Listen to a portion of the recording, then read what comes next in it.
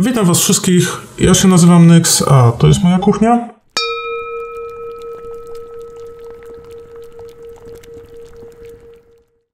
W dzisiejszym odcinku powiem wam trochę o tym, czego będziecie potrzebować, jeżeli chcecie się zająć zieloną magią, czy też czarostwem praktycznym.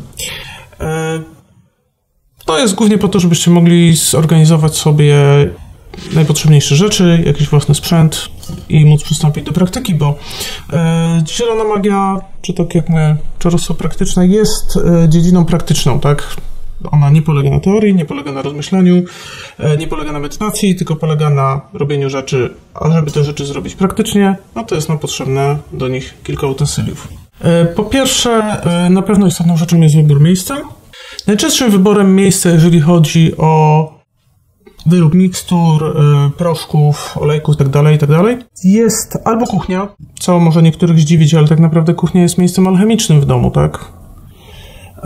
Jest istotnym bardzo miejscem domu, właściwie sercem domu.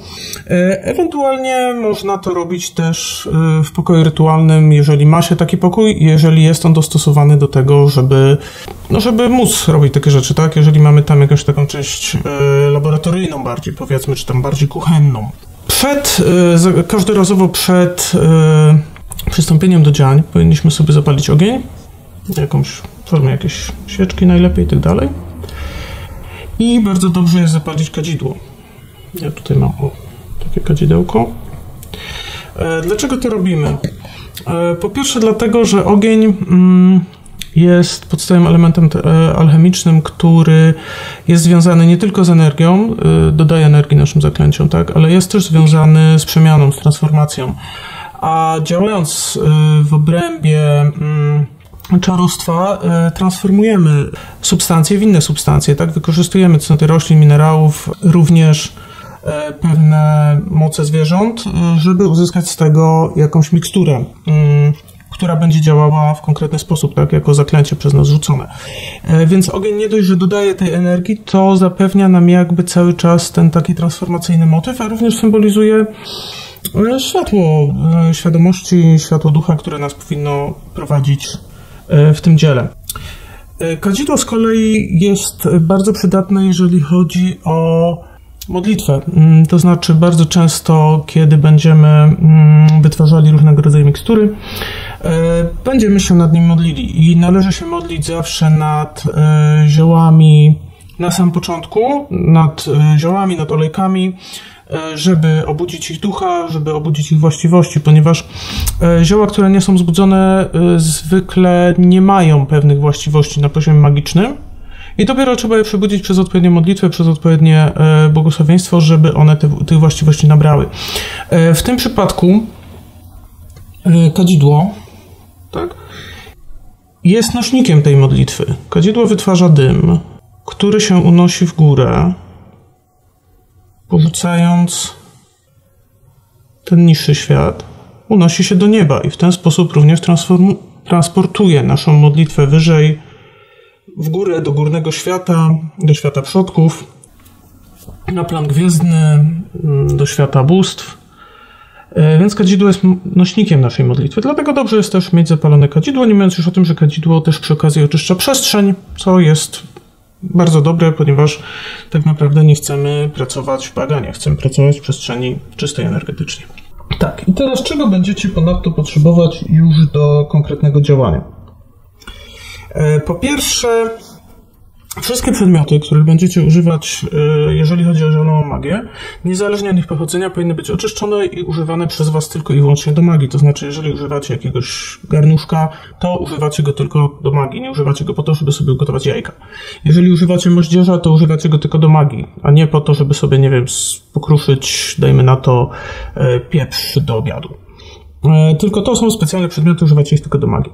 Przed tym należy je oczyścić i ja je zwykle oczyszczam po prostu spryskując je wodą z Florydyl. Ewentualnie można je też sobie okadzić białą szałwią lub można zrobić obie te rzeczy. Ja akurat jestem purystą, więc tak naprawdę często robię obie te rzeczy. I właściwie to wystarczy, tak? Zacznijmy od jednej z najważniejszych rzeczy w magii, to znaczy od moździerza. Ja tutaj mam bardzo stary moździerz który odziedziczyłem jeszcze po mojej babci, która też zajmowała się magią. I to jest stary, porządny, żeliwny kawał moździerza razem z tłuczkiem, który no może nie jest do końca czysty, ale to dlatego, że jest używany. Wiecie, czarostwo nie jest dziedziną związaną z muzeami i oglądaniem sprzętu, tylko jest dziedziną praktyczną. Okej, możecie korzystać z takiego moździerza, ale tak naprawdę możecie korzystać z jakiegokolwiek moździerza. Możecie nawet korzystać sobie z takiego zwykłego kamiennego moździerza. Ja akurat tego moździerza używam w kuchni. Nie korzystam z niego magicznie, ale on jest równie dobry, tak? Najlepsze moździerze są takie, jeżeli mają chropowatą powierzchnię w środku, bo dość łatwo pozwolą wam rozdrobnić materiał. I oczywiście tłuczek też powinien być lekko chropowaty. No mój niestety taki nie jest, więc czasami muszę się trochę namęczyć, ale tak naprawdę lubię go z uwagi, no i cenię go jakby, tak, bo jest jakimś tam elementem, który jest u mnie w rodzie przekazywanym przez linię mocy, więc jest dla mnie istotnym przedmiotem. I to jest właśnie też jedna taka istotna rzecz, że przedmioty, których używacie, mogą być albo nowe, kupione specjalnie tylko na potrzeby magiczne, albo właśnie mogą być odziedziczone po kimś w waszej rodzinie, po kimś, kto był istotny. Także łączą się z nimi pewne wspomnienia. Po prostu chodzi o to, że miały pewnego rodzaju ducha. I zwykle używa się jednych lub drugich, tak? Okej, to tyle, jeśli o moździerz chodzi. Oczywiście, no wiadomo, że moździerz powinien być też pojemny na tyle, żeby zmieścić to, co chcecie w nim. To, czego chcecie w nim użyć? I teraz powiedzmy sobie chwilkę o garnkach, bo tutaj to też jest duży temat. Będzie wam potrzebnych kilka garnuszków. To nie muszą być duże garnuszki. Tak naprawdę mój pierwszy garnuszek to był sobie taki zwykły emaliowany stary garnuszek z PRL-u. Ale też był dla mnie istotny, ponieważ też pochodzi od kogoś z mojej rodziny, kto się zajmował magią. Więc mam do niego sentyment i jest to dla mnie istotny garnuszek. Później jak już poszedłem trochę dalej, tego garnuszka zresztą jeszcze wrócę na chwilę do niego, używałem głównie do robienia olejków, też do topienia wosku w czasie przelewania wosku. No to jest taki garnuszek do wszystkiego, nie? To taki mój pierwszy. Teraz głównie do przelewania wosku i robienia olejków mam ten. To jest taki malutki garnuszek z miedzi, bardzo wygodny, ponieważ kiedy robi się olejki, no tak naprawdę nie robimy ich dużo nigdy. I jeżeli byśmy je robili w za dużym garnuszku, to nie za bardzo możemy jakby przykryć materiał w całości olejem. Musimy wtedy ich robić trochę za dużo, a tak dużo nie jest nam często potrzebne, prawda? A on jest wygodny, bo tutaj akurat mogę umieścić tyle materiału, ile chcę, zalać go olejem, podgrzewać, nie ma żadnego problemu. Też ważne, żeby miał rączkę, prawda? Mam za co złapać, jest wygodnie. Oprócz tego garnuszka, do innych rzeczy, takich jak robienie wywarów, etc., używam takiego oto kociołka. Właśnie. Z taką oto. A ma tutaj jakąś tam chochelkę, chociaż ją to rzadziej używam, naprawdę. I to jest taki niewielki, bardzo wygodny kociołek, też nie za duży, także nie muszę tak naprawdę nie wiadomo ile tam nawalić tego wszystkiego. Tego materiału roślinnego, tak, na moje potrzeby.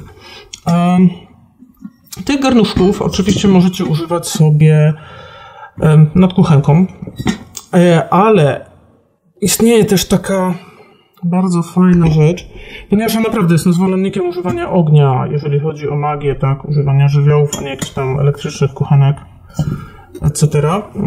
Jeżeli ktoś czegoś takiego nie ma, to może się zaopatrzyć w takie oto ustrojstwo.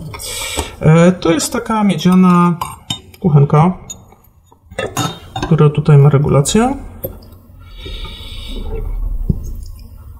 I ta kuchenka może nam służyć, no to jest świetny wynalazek do tego, żebyśmy mogli właśnie zajmować się w domu takimi rzeczami, nawet jeżeli nie mamy ognia. Mianowicie taką kuchenkę dodajemy tutaj troszeczkę paliwa w formie żelu lub wlewamy spirytus. Wystarczy to teraz zapalić. I mamy bardzo wygodną kuchenkę, której ogień możemy sobie regulować w ten sposób. Może to tego teraz nie widać, ale Normalnie to ma dość duże znaczenie, chociaż teraz widzę, że się też troszeczkę z zewnątrz tutaj pali. Temperatura płomienia jest wystarczająca do tego, żeby zrobić na tym większość rzeczy. Ponadto, jeżeli się posłużycie spirytusem lub właśnie paliwem w formie żelu, ono nie dymi, nie ma zapachu, nie jest to problem, żeby używać tego w domu. To się wszystko zachowuje bardzo kulturalnie, wypala się całkowicie do cna, bardzo wygodna rzecz. Kolejnym plusem tej kuchenki jest to, że możecie to na przykład zabrać w teren i używać gdziekolwiek zechcecie. Również w czasie niepogody, również w czasie, kiedy jest wilgotno, kiedy jest mgła, kiedy chcecie coś zrobić w nocy. Także to jest bardzo wygodne. Nie zawsze, bowiem tak naprawdę, jeżeli chcemy się już bawić w takie czarostwo terenowe, prawda, i sobie robić, nie wiem, mikstury tam w kotle na ognisku i tak dalej, no nie zawsze są warunki, żeby rozpalić ognisko i żeby to wszystko zadziałało. Właściwie, więc taka kuchenka czasami naprawdę ratuje życie.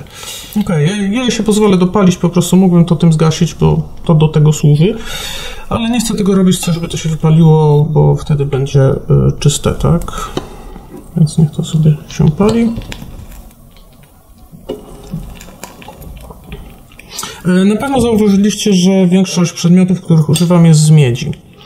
Przynajmniej ja wybieram miedź, tak? Dlaczego one są z miedzi? Otóż miedź jest bardzo ważnym metalem w magii. To jest metal tradycyjnie poświęcony Wenus w alchemii, ale związany także z siłami, które tkwią w ziemi. To jest metal, zauważcie, który jest czerwony, który czasem potrafi się pokrywać zieloną patyną. Więc pojawiają się tutaj dwie barwy, które są ważne dla życia, tak? Czerwień krwi, czerwień ognia i zieleń rozkwitającego życia, etc. Dla mnie miedź odnosi się właśnie do mocy związanych z żeńskimi siłami kreatywnymi, dlatego bardzo często wybieram miedź, jeżeli chodzi o garnuszki i tego typu utensylia, ponieważ no jakby nie było, kocioł czy garnek, tak, odpowiada symbolice starego kotła czarownic. No w nim się dokonuje ta alchemiczna przemiana, więc jest on pewnego rodzaju łonem bogini, w którym ta przemiana się dokonuje, w którym te elementy się łączą, tak, w którym te substancje jakby osiągają ostateczne zjednoczenie i transformują się w coś innego. Także tak, dla mnie na przykład miedź jest istotna, ale oczywiście nie musicie wybierać miedzi. Tak naprawdę ważne jest to, żebyście wy się dobrze czuli ze swoim sprzętem. I żeby on przede wszystkim pasował wam. Ja używam tego, co mi pasuje. Jeżeli coś mi nie pasuje, to tego nie używam, choćby było najpiękniejsze na świecie. Po prostu musicie współgrać ze swoim sprzętem. Tu jeszcze na chwilę tylko pokażę taki porządny kocioł, taki właśnie terenowy, porządny kocioł, którego używam nad ogniskiem. Jak zgadujecie, czasami doczyszczenie tego kotła to koszmar, ale jakoś dajemy radę. I to też oczywiście jest miedziany kocioł. To jest porządny kawał blachy. Bardzo dobra rzecz. Aczkolwiek fakt jest taki, że da się go również tutaj umieścić na tej maszynce. I on też świetnie pasuje i daje to radę. Do następnego zaklęcia.